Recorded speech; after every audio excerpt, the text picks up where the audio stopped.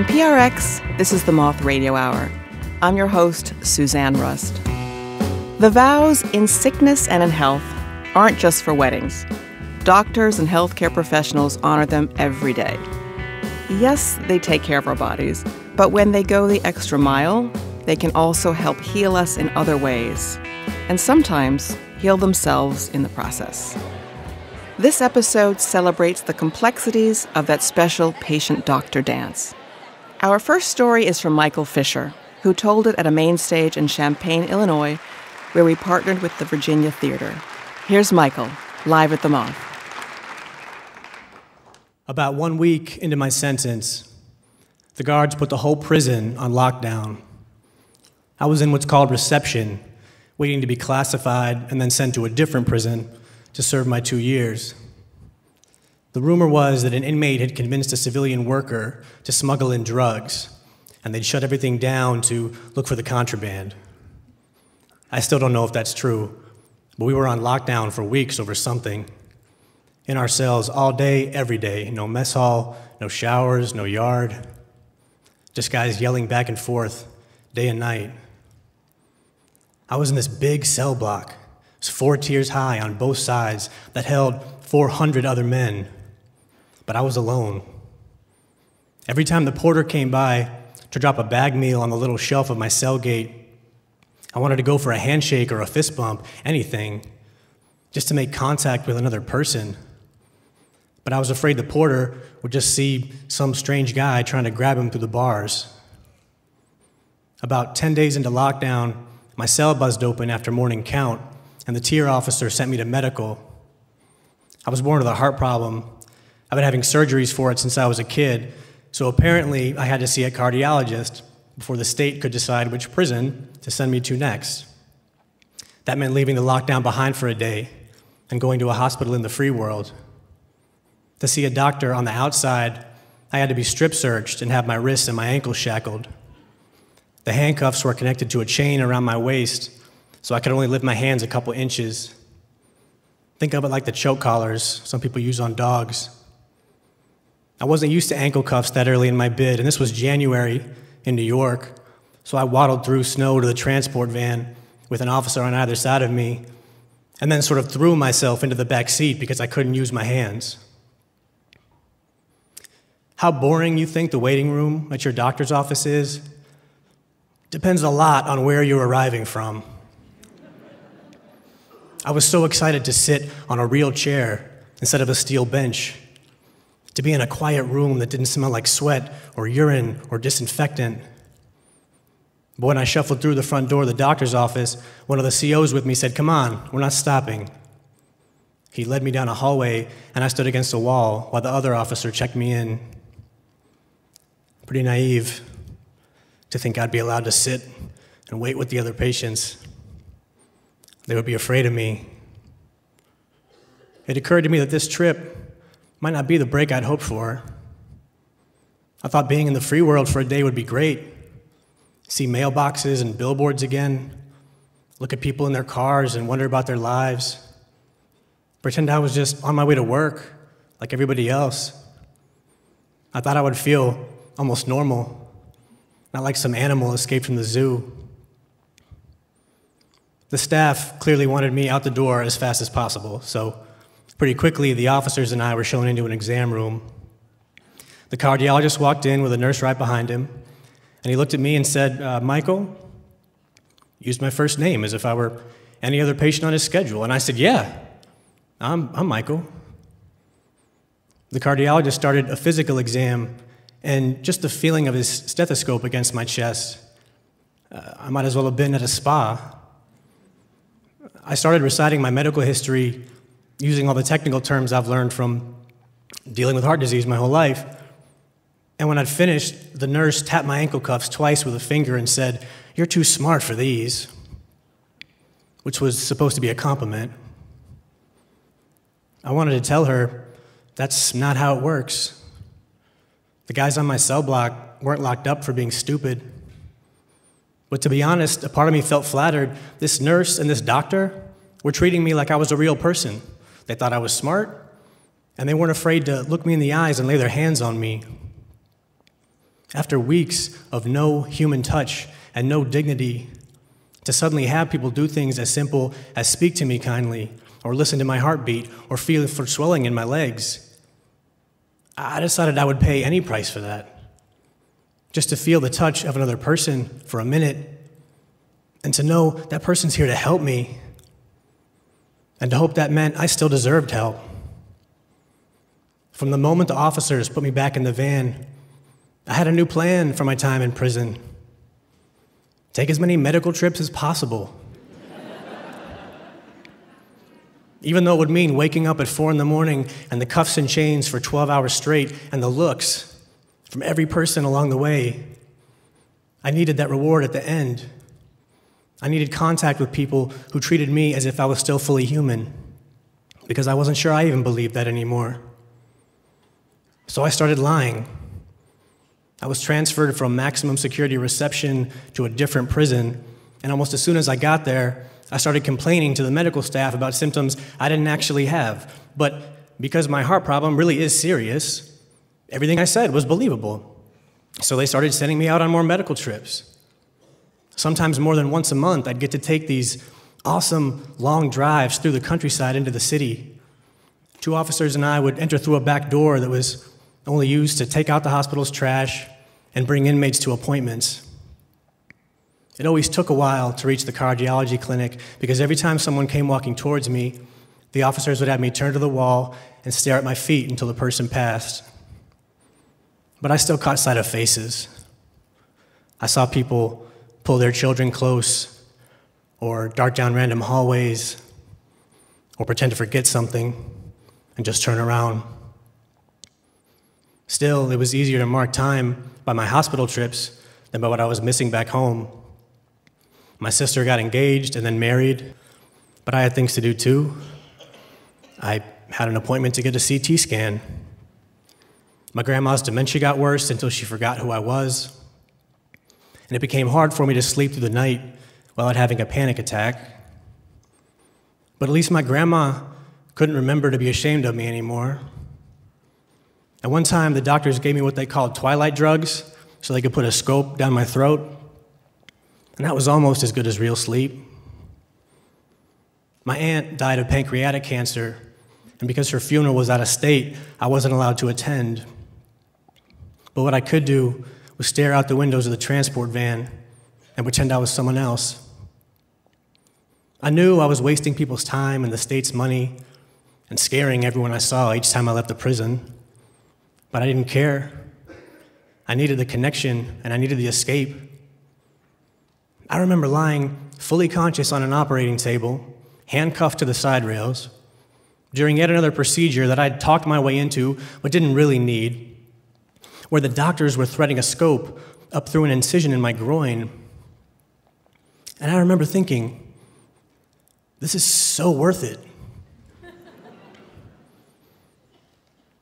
By the time my sentence was almost over, I'd taken more than a dozen medical trips. I should have been focused on my release, but I didn't want to think about life as a convict. I definitely wanted to get out, but there's a difference between getting out and truly going home. I was afraid home had changed so much for me that it wouldn't feel like I belonged anymore.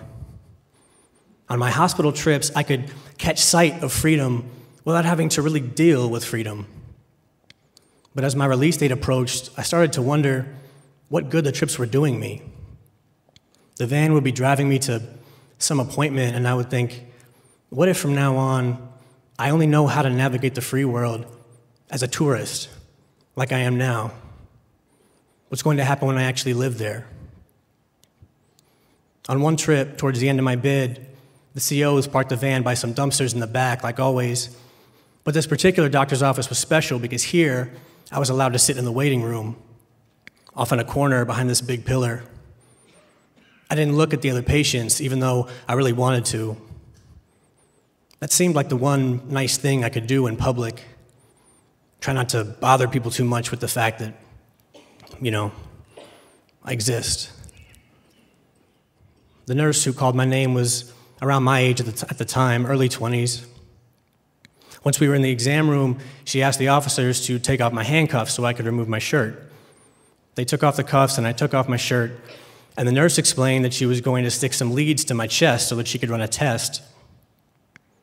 So I lay back and closed my eyes, and when her hands touched me, I had to grit my teeth to keep myself from crying. In a different life, she could have been a friend of mine, but there in that room, I kept wondering if she was afraid of me. She tried to run the test, but she wasn't getting a clean signal, so she started pulling off the sticky lead pads to rearrange them, and each one was pulling out a little patch of my chest hair.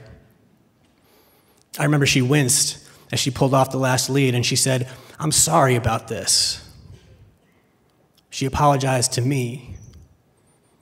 And that broke the spell. Suddenly I felt so embarrassed that I brought myself and these two big officers into this nurse's space, just so I could, deny reality? Feel better about myself for 10 minutes? She was just trying to do her job, and it was not her job to somehow make me fully human again. It was my job to know that I'd never stop being fully human, that I still deserved connection and compassion, whether anyone in any courtroom or waiting room agreed or not.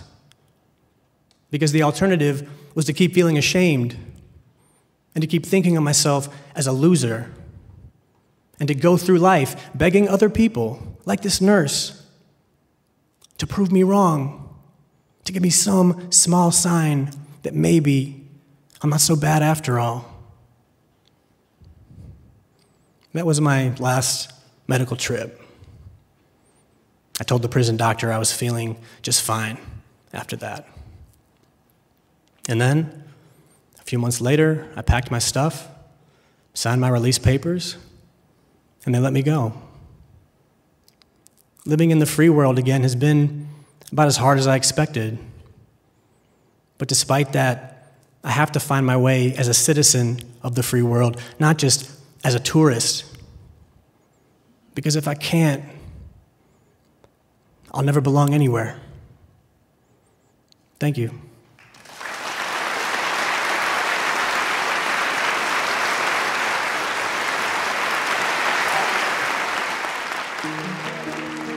That was Michael Fischer. After prison, Michael moved to Chicago and earned his bachelor's degree and 2 master's degrees. Michael is a Lumen Arts Cultural Foundation Fellow whose nonfiction writing has been nominated for a Pushcart Prize. His work has been published in the New York Times, Salon, The Rumpus, and elsewhere. He is a proud uncle of 2 nieces and 2 nephews. I asked Michael if he had any words for his younger self. He said, I would tell him that all the work he was doing, both inside and out, was truly going to add up to something, even though it was difficult to imagine at the time. To see some photos of Michael, go to themoth.org. If laughter is the best medicine, our next teller should have a healthy life ahead of her. Leanna House told this at a story slam in Boston, where we partnered with WBUR and PRX. Here's Leanna. So, the best thing I bought before my mastectomy was googly eyes. I got this idea because I was trying to explain internet rule number 34 to my Gen X sister. Some people know what that is. It's if there is porn of it, or if it exists, there is porn of it. And I Google mastectomy porn, because I'm going to have a mastectomy in a month. So I Google that. Don't do that. Don't Google this.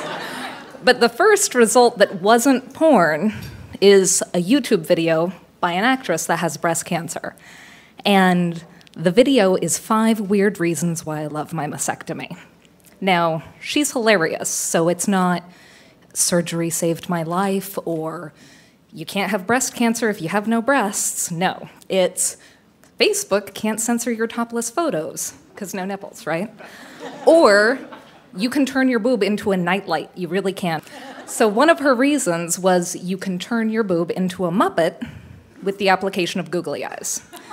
So I think about, who can I make the most uncomfortable by doing this? So my first post-op appointment with my new plastic surgeon, I go in, and we're talking about opioids, we're talking about pain. And he's like, hey, can I check out your surgical scar? Yes, you can. And he's a professional, keep this in mind. He's like really good at maintaining eye contact because he does a lot of breast surgery. So I'm unbuttoning my shirt and I can see in his eyes when he catches a glimpse out of his peripheral vision. Because I have my boob that did not have a mastectomy, has a nipple nose and a big highlighter smile, it's bright pink. And the other boob, it's like a crooked diagonal scar, and it has, it's an incision, so it has surgical tape. It does not look happy. The boob, it's the bad boob, though, so of course it's not happy. So he looks at me, and he's like, what is this? I'm like, I have a happy boob, and I have a sad boob. He's like, why is your boob sad? I'm like, you're gonna stab her with a huge needle. He is unflappable, he is a professional. So he just gets onto the stabbing. And as he's putting the needle in, I ask him, is it harder when my boob is looking at you? And I crack myself up. He had to tell me to stop laughing because he had to do a procedure. So after that, I tell him, we haven't done any progress pics. I had told him that I want to be the pictures that he shows for the best possible outcome for a mastectomy and reconstruction. And he looks at me like I'm a crazy person, and he says, these go in your medical record. I'm like, yeah, no, I know. And he's like, a lot of people see your medical record. Like all of your doctors, you see a lot of doctors. Every appointment that you go to, they're gonna see these pictures. I'm like, I think a lot of people should see this, don't you? So, in my medical record, there is a picture of my googly-eyed boobs with one happy boob and one sad boob. The nurse loved it. She actually got me a marker to make sure the smile was darker. So, I wanted pictures because it's hilarious, right? I mean, what's funnier than a mastectomy boob with googly eyes? Nothing. Nothing is funnier. But also, I know a lot of people who think that because cancer is ugly, that makes us ugly. I know women who will not take pictures when they are bald from chemo. I know a woman who her husband has not seen her without a wig. I know women who can't look in the mirror because they're ugly. And I didn't want to do that. I didn't want to censor this because I have a scar because something horrible happened to me and I healed from it. It's a miracle. It's a miracle that we heal from things like this.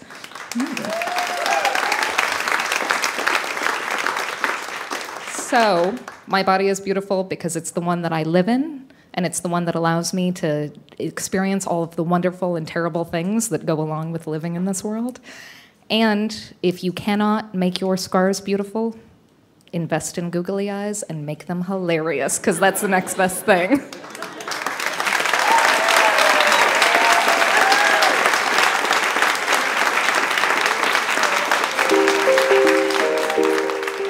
Leanna House works at the same Boston hospital that treated her cancer, and she says she's not leaving until she makes back every penny that her cancer care cost. As you probably noticed, humor is Leanna's best coping mechanism. I asked her about her thing for googly eyes. She said that for years, she'd leave a few googly eyes around whenever she visited the cancer center so that there were some silly surprise faces to keep the patients company. The pandemic slowed her down, but she has a pair of gigantic googly eyes that she's still searching for just the right place to drop off.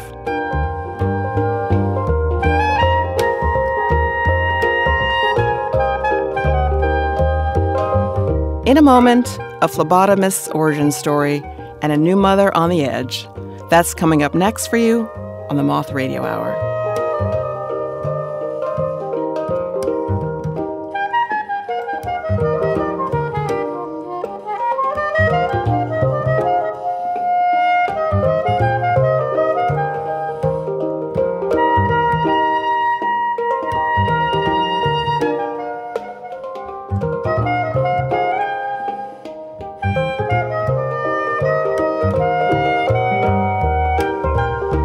The Moth Radio Hour is produced by Atlantic Public Media in Woods Hole, Massachusetts, and presented by PRX.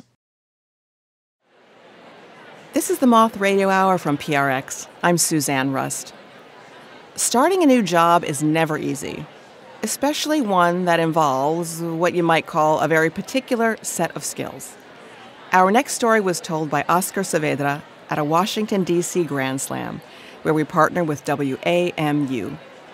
Here's Oscar.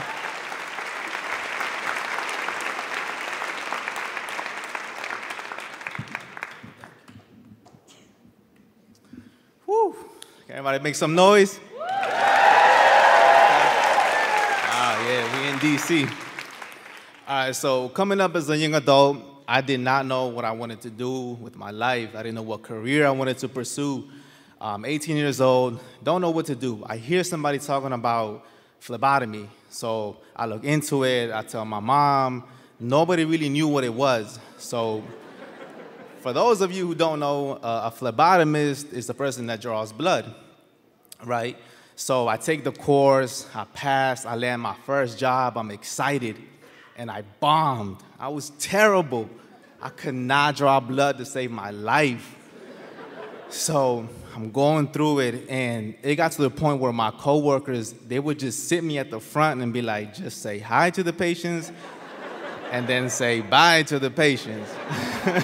Like, I felt like a Walmart greeter. So I'm like, no, I'm never gonna get good sitting here. So they let me stick somebody. I go in the room, I prep, and I felt so confident, great veins. I'm like, all right, I'm gonna get it. I miss, completely missed. But this guy, he got so upset. He was really nasty, he was rude. He gets up and he tells me, he looks me in the eyes and he says, you clearly don't know how to do your job. And I'm looking, I'm thinking like, maybe he's just saying this in a joking way. But he was really upset. He's like, get someone who knows what they're doing. He says, you're not good at this. But he was really mean, really nasty.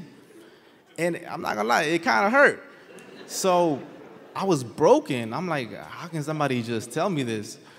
So, I mean, it got to the point though, all seriousness, I thought about quitting. Like, I said, I'm not gonna make it. So I call my mom, I tell her, hey, look, this happened. She's like, don't worry about it. I don't know why you're going through all that. Just your dad could get you a job at the construction site.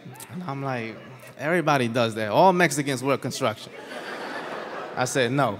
So I took matters into my own hands. I asked the senior phlebotomist, can you please show me everything you know? Take me under your wing. Please give me some tips, some pointers. And she did, and I got good, but I was always uncertain, am I ever really gonna be good at this?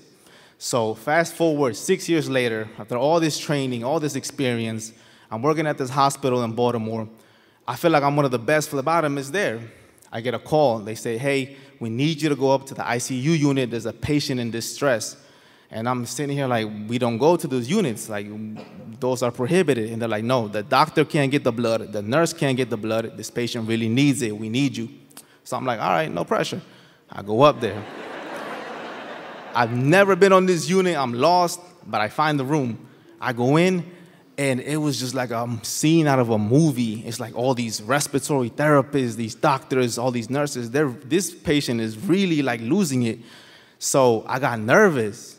I felt like invisible. I felt like I didn't belong here. And every time I would miss somebody, I would think about that guy who looked me in the eyes and told me, like, you're not good at your job. And I'm just sitting there thinking, like, what if I miss? And everything just goes silent. I don't know how many of you work in the healthcare profession, but it gets real. And everything just silence. All I could hear was my heartbeat. Just boom, boom, boom, boom, boom, boom. And it's kind of like when a roller coaster reaches its peak and it's about to drop. And then all of a sudden, boom, adrenaline kicks in. I said, hey, I'm the phlebotomist. I'm here to get some blood work. I need access to the patient's arm. And they look at me like, who are you? And I'm like, I just told you, I'm the phlebotomist. I'm here to get some blood work. I need access to the patient's arm. They're like, oh, yeah, yeah. So I go in, I tie the tourniquet. I'm looking up here. I'm looking down here, the back of the hand. I can't find anything. I stuck this patient in the most unorthodox place. I'm not gonna tell y'all where, because I know some of y'all scared of needles. But I got it. So I stick the patient, and I start getting a nice blood flow. Boom, 1 tube, boom, 2 tubes, boom, 3 tubes, done. In less than 60 seconds, I did what nobody in that room could do. Got this patient's blood work. Thank you. However, once I'm done, they're thanking me, they're cheering me on, kind of like, yeah, you know. But I realized, like, I didn't even see who I just drew blood from. Like, I went straight to the arm. I didn't even make eye contact or nothing. They're wheeling this person away, and I look at the patient, and he looked familiar. And I'm like, why does he look so familiar?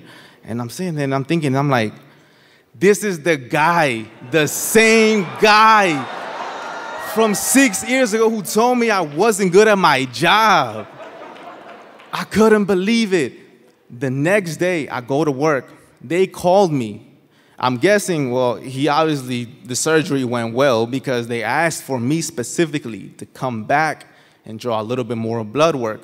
I go up there, and I remember that when he told me that I wasn't any good, I told him, like, sir, I'm new. And he's like, I know. I was like, well, I'm sorry.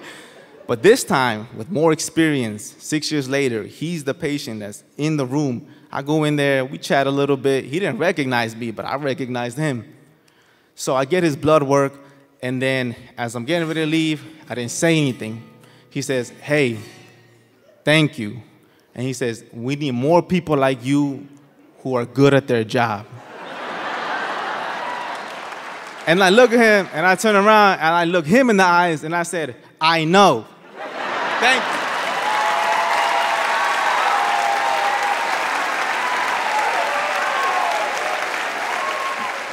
That was Oscar Saavedra. He was a phlebotomist for over a decade and is currently studying to be a nurse. I had to ask Oscar about which unorthodox place he drew blood from that patient. He told me that he took it from an area in between the knuckle of the middle and index finger. He says that not many people know or dare to go into that tiny vein that is barely visible. It's a move for a very seasoned phlebotomist.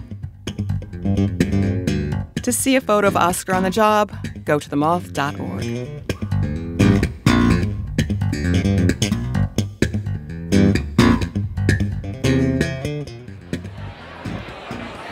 Our next story was told by Gwen Carmen at a slam in San Francisco, where we partner with KALW and KQED.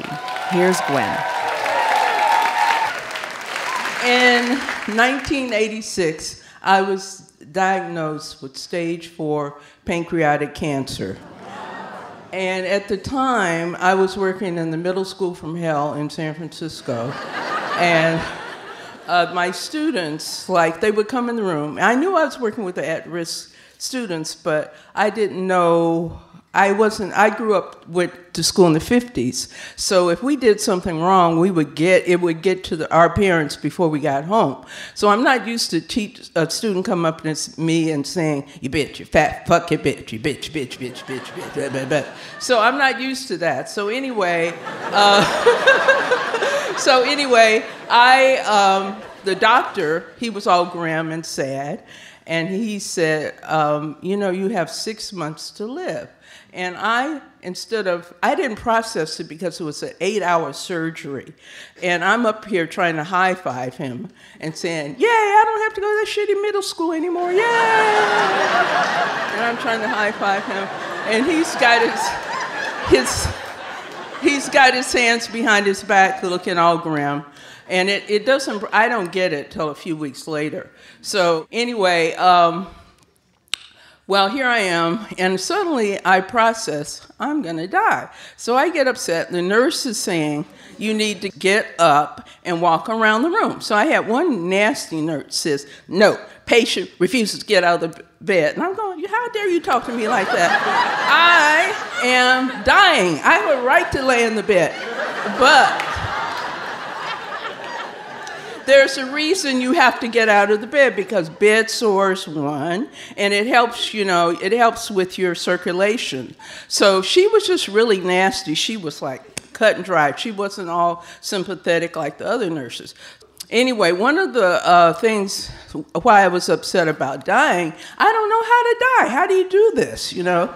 So I started crying, and one of the women I worked with called me up and said, she's one of these old school Christians. She said, stop that crying. You know, Jesus Christ is your Lord, and when it's time for you to go, it's time for you to go. And say to yourself, there's no such thing as cancer. So with that, you know, I said, okay.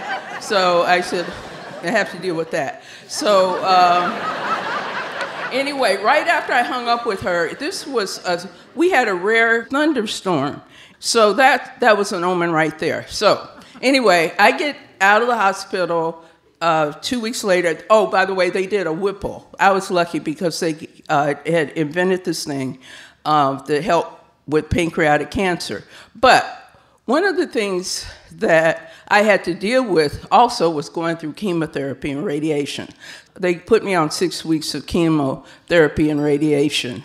So then what helped me get through this whole thing was reading Elizabeth Kubler-Ross, The Stages of Dying, because I didn't know how to die. So I said, I'll go to the library, figure out how to die. And hers is, all the rest of those books are like, woo, woo, woo. But hers was really direct, real people's stories, and it helped me get through that's why I'm standing here today. It helped me get through the crisis and also having a positive attitude. And I would like to end this by saying I was lucky enough to have I got health insurance through that job, and I had the best damn doctors. And everybody in America should have health insurance. Thank you very much.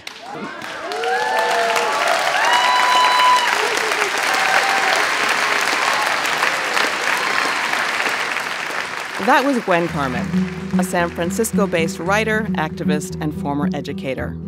She says that she has writer's block to thank for pushing her into the storytelling world. I asked her if she had any words of wisdom for people who are dealing with illness. And she said, stay away from sad people and their pity. It's not what you need right now. And don't just focus on the crisis. Find something that brings you joy. Gwen wanted to thank Dr. Dean Ryder and Dr. Ian Silverberg at San Francisco's Davies Hospital for their great attitudes and for keeping her alive.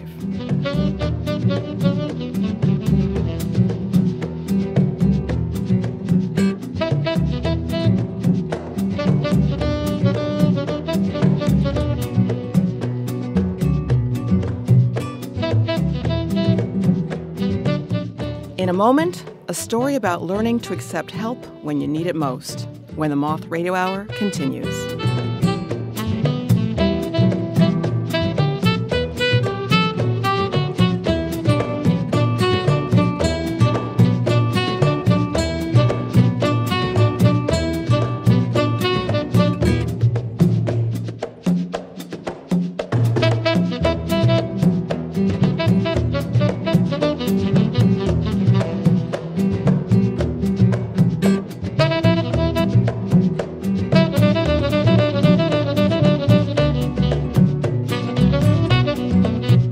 The Moth Radio Hour is produced by Atlantic Public Media in Woods Hole, Massachusetts, and presented by PRX.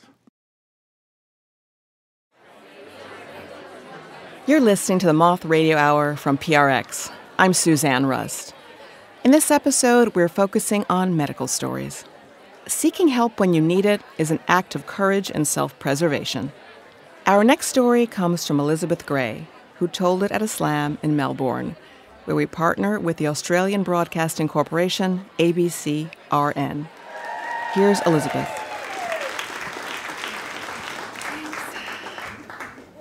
When my youngest son was 6 months old, I took him to his child and maternal nurse health checkup.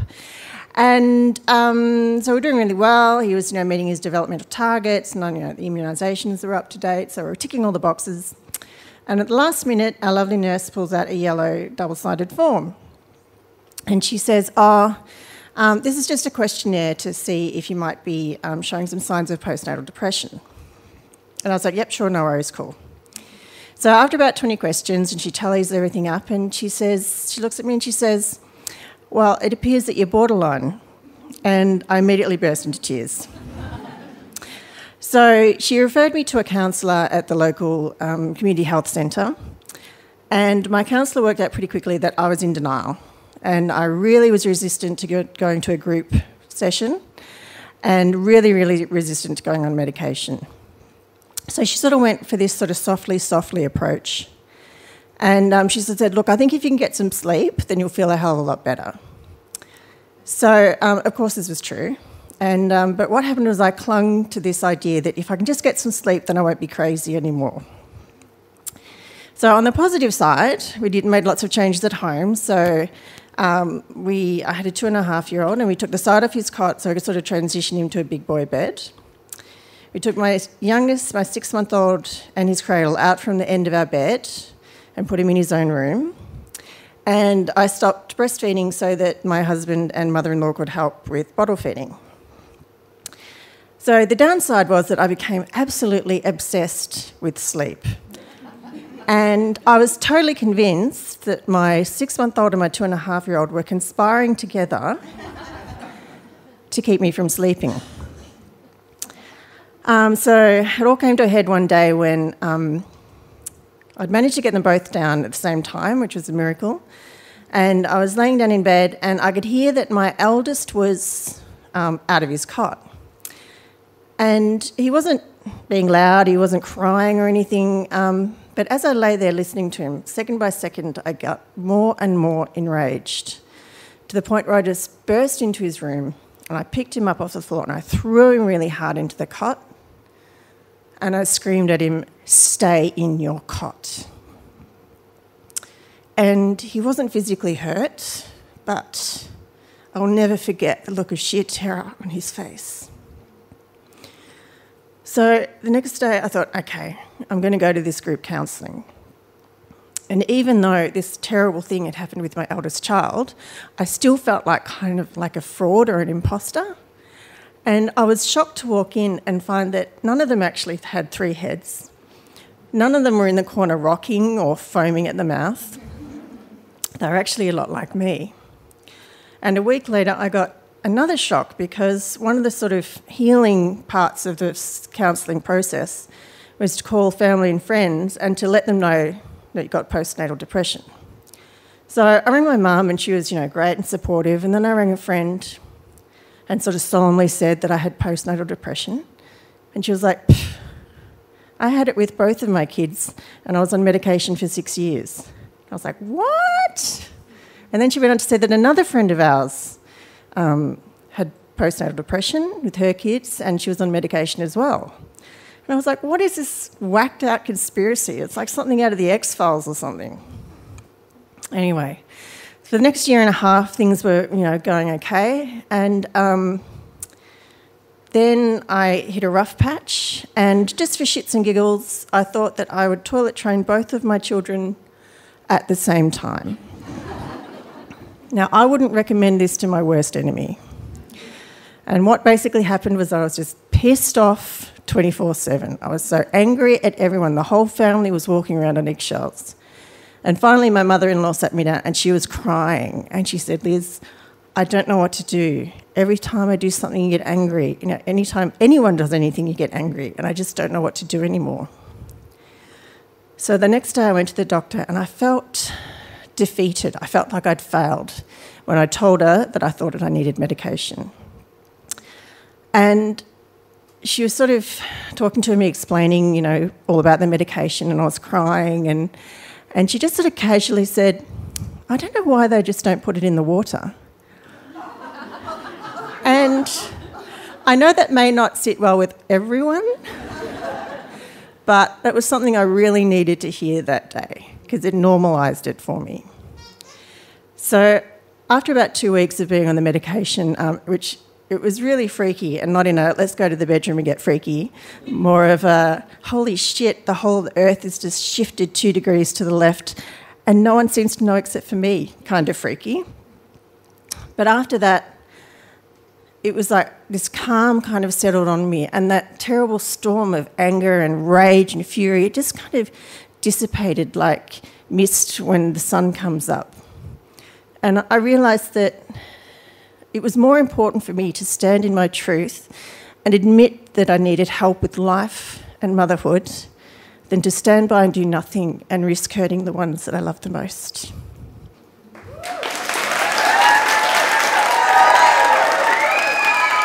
That was Elizabeth Gray. She lives in Melbourne with her husband and 2 teenage sons, and she says that she's still recovering from homeschooling them over 3 separate lockdowns. I asked her what she would tell other mothers who are dealing with postpartum depression. She said, talk to people, talk to your doctor. Asking for help and taking medication if you need it to help you get through this time is not something to be ashamed of. You should be proud of yourself for taking steps to improve your life and your children's lives. And she also said to take lots of photos, because when you look back, you will need a reminder that it wasn't all terrible. To see photos of Elizabeth with her boys, go to themoth.org.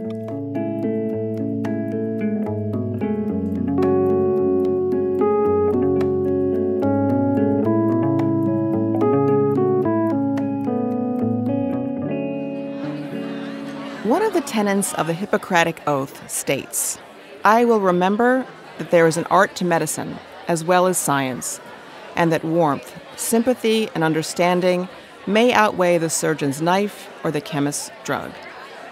Our final storyteller, Dr. Chris Katrine, took that oath to heart. She shared this story at a slam in the Twin Cities. Here's Chris.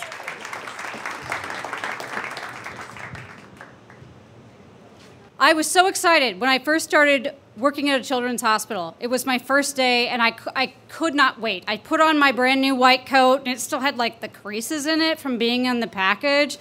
And I was headed to the children's hospital, and I was so excited to actually learn what I've been waiting and reading about the whole time. And I had 3 whole years that I had to follow around these attending physicians. They are the gods of medicine, right? They know everything. They're calm. It doesn't matter what's happening. And I have 3 years to suck everything out of their head and put it in my body so that I know how to take care of kids. And that's what I was going to do in 3 years. And I was ready to get started, so immediately I walked behind this attending physician in oncology on the cancer ward in the children's hospital. And I sit down and I listen to this wonderful physician compassionately tell these terrified parents that their teenage boy has leukemia and that it's treatable and that the treatment's actually pretty scary, but he's going to help walk them through. And 2 nights later, I'm on call. And on call is different because the gods leave and they go home, and the hospital is run by the residents. So here I am, creases in my coat, ready to be on call. And it becomes very clear to me very quickly that this child is getting very sick. And all of the things that I heard this wonderful physician tell this family could possibly happen to their child were happening tonight when I was on. And I order labs and I order meds and I push IV fluids like I've been trained to do, right? And it's not working, and I try again and it's still not working. And now, what was really exciting is now really, really scary. And I call the ICU and I say, I think this child actually needs to be in your intensive care unit because they're really sick. And they said, I agree, Chris, boy, you've done a good job. That's great. We don't have a bed. We'll call you when we do. And so I call the oncology god of the night, and I wake him up at home, and he says, good job, kid. See you tomorrow. And that's when I really start sweating. And by the time we actually got this child into the elevator to go to the ICU, I am spent. Those elevator doors shut, and I slide down the wall, and I'm shaking. I smell like armpits and feet. It's bad. And then I realize it's 6:30 in the morning. It's time to check morning labs and go on with the rest of the day, and I still have a whole day ahead of me. And right when I sit down to check labs, I get a call from one of my residents down in the ICU who tells me, Chris, I just thought you wanted to know, your patient just died. And I was devastated. I was just devastated. How could they die? I'm here to learn everything about how to save kids, right? I mean, go to the children's hospital, get the miracle. That's the deal, right? So I'm there, and it's just not happening. I mean, how could he be dead? I was talking to them yesterday, and we were joking about golf. This child was a left-handed golfer who was on a golf team in his high school, and I was talking about how my 2-year-old son had gotten a plastic set of golf clubs as a present and was so pissed off because he couldn't hit the ball because he's left-handed, and they don't make left-handed golf clubs for toddlers. And we were joking about it, and now he's gone. And just the way the hospital works, it moves on, it keeps going, and I had to keep going and not process any of this. And so it moves on, I move on, and I'm at the next call night 3 nights later, and I've been through a terrible night. I've been up 30, 35 hours. I don't remember the last time I peed or ate or brushed my hair or teeth. And as I'm that spent, I'm working on notes for the day, and I hear, Dr. Katrine, and I look up and I see this man, and here comes the dad of my patient. And he said, I think your boy would really like golf a lot more if he could hit the ball. And he hands me this little golf club that was his son's, that he cut down into a 2-year-old size. And I broke every little bit of eggshell that I had of facade around me that I had built so that I was in control, broke, and yolks leaking on the floor, and I'm ugly crying, and we're hugging each other in the middle of the unit, and it's just a disaster, and I'm really not okay for a long time. But the hospital moves on, and I move on, and I'm on my next, I'm on my next rotation, and years later, this is still happening, right? I'm not really processing these things like good doctors do. You just move on. But once a year, I would allow myself this little indulgence where I would drive out to where this boy was from. It was 2 hours away in the middle of nowhere. And I would grab a card, and I would pull up into this church, and I would write out like a diary every fear I had, and I would put it on his grave, and I would leave and just thought it would, get wet in the rain or blow away or whatever. And I did it for 7 years until I was wearing a white coat that didn't have creases in it anymore. And I had people walking around behind me asking me questions. And I got a page from the welcome desk at my hospital that I was working at in a different city. And they said, there's a delivery for you. You need to come downstairs and get this right now. And I walked downstairs, and here's the father of my patient. And he said, you didn't come this year, and we were worried about you. And he had all 7 cards in his hand. And he said, I really just wanted to make sure you're okay, Doc. Thanks.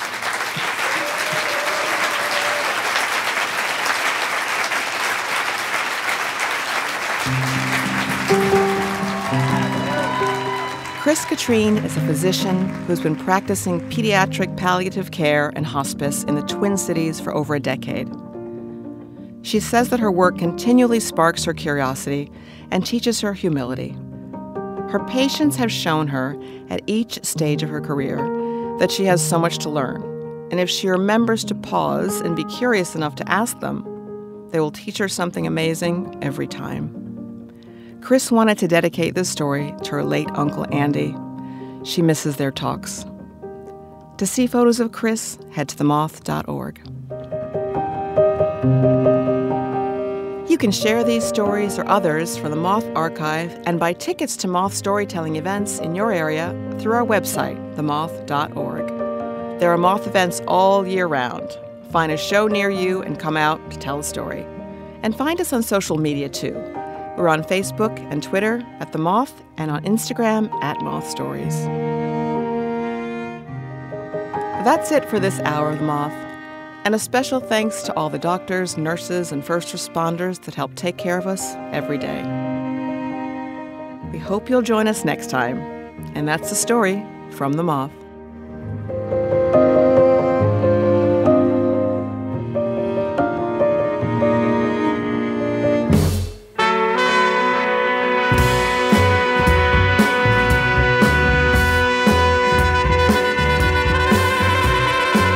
This episode of the Moth Radio Hour was produced by me, Jay Allison.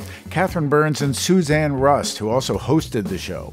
Co-producer is Vicki Merrick, associate producer Emily Couch.